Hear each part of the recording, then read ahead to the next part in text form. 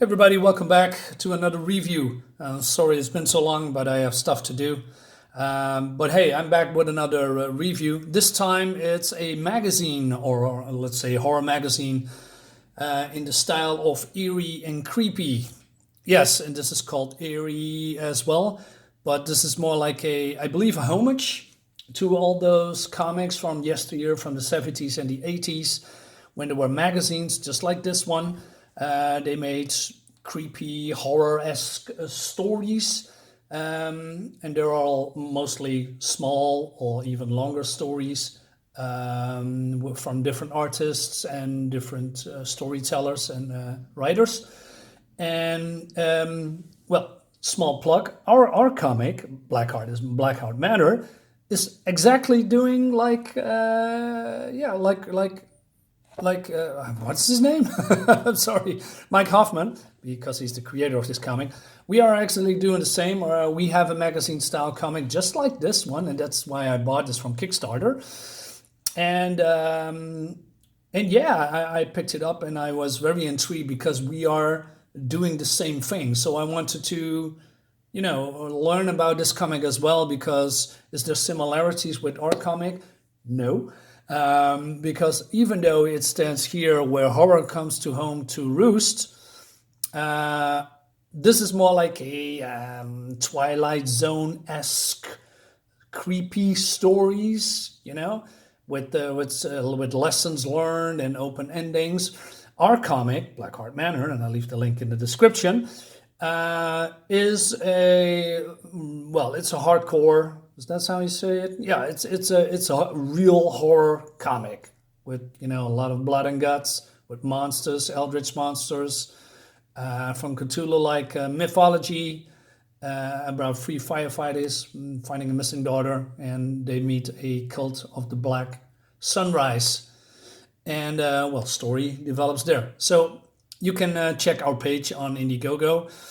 But back to the comic. This comic. This is EYRIE, made by Mike Hoffman. Mike Hoffman is a veteran in the industry. He made a lot of beautiful looking comics and covers. He is, well, if you can describe his art, it could be like what Frank Frazetta is doing in the late 70s, 80s, 70s mostly. Frank Frazetta is one of the best artists out there from that time period. His art is incredibly beautiful and detailed. I love Frank Frazetta, and as you can see here, even Mike Hoffman has is exactly the same, almost exactly the same signature, because this is what Frank Frazetta is doing as well. And I believe Mike Hoffman has decided to make a horror comic or more comics from himself. And this is coming out, I believe, bi-monthly. And this is the very first one. So what is this all about? It has multiple stories. As you can see here, it has 6 different stories about things happening. And those are more standalone, little small stories. For instance, we see here a couple in a store, and this couple, or this woman or this girl, wants to have this creepy looking mirror, and then things are happening. She's behaving weirdly, and then she is, spoiler, transformed into in a demon because of what she is seeing here. And I'm not going to spoil everything, but let's say there's a lot of these kind of stories, more Twilight Zone-esque stories, for those who know what the Twilight Zone series is. So, and then we skip a little bit here. So we see it here, an old man. He is lonely, but what is he doing? The idiot that he is calling the police because he's lonely, and then he's offering tea, and then he sits here in the tree, and the police is annoyed because he is still calling 911, and they have better things to do, but he doesn't get it because he said, perhaps I just caught him on a bad day. Yeah, that's it. I give him another call so we can clear the air and enjoy some tea. But what happens? There is a school is burned down, and the police are too late to save them, because this person here, this lonely old man, just keep calling the police, and they are very, very angry. And so he calls the central again, and the central from 911, or it's not 911, it's probably local police department. They explain to him that he needs to stop calling because they are very pissed and angry, and yeah, he needs to quit it. But then he still doesn't get it. Then he gets a visitor from outer space, and what does he do? He panics.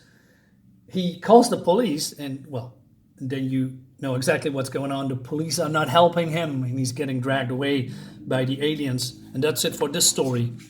And then skip a few pages here. Oops, spoiler.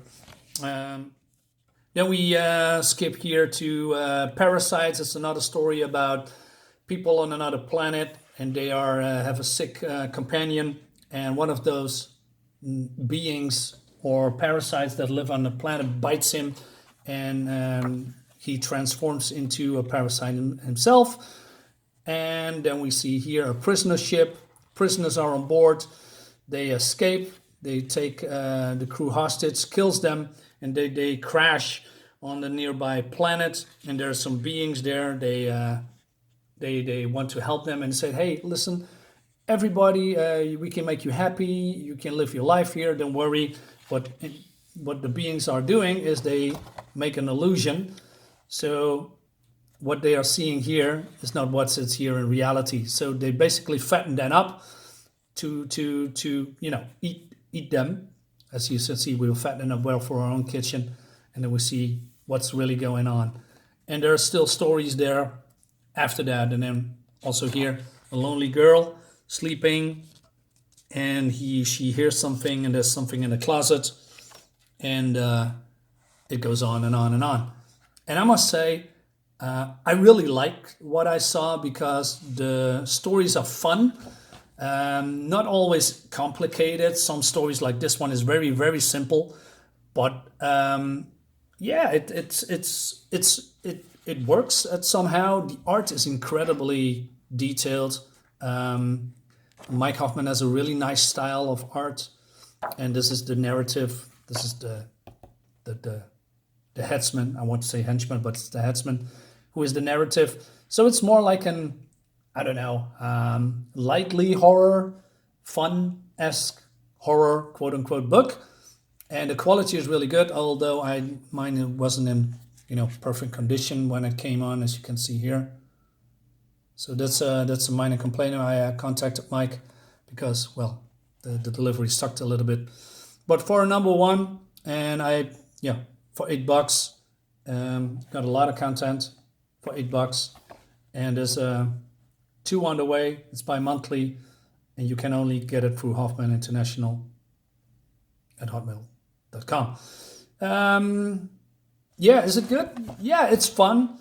Is it worth $8? I don't know. It's maybe a little bit too thin on story.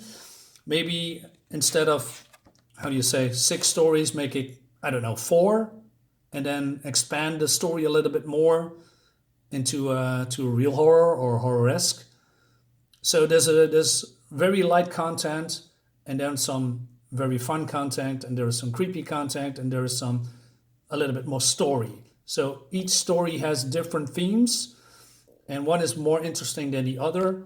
Yeah, I can recommend it. It's not the best thing. I'm not sure if I pick up part 2, but I will see. Maybe I pick up part 2 to see where it's going, but I cannot fault the quality. The quality is very thick.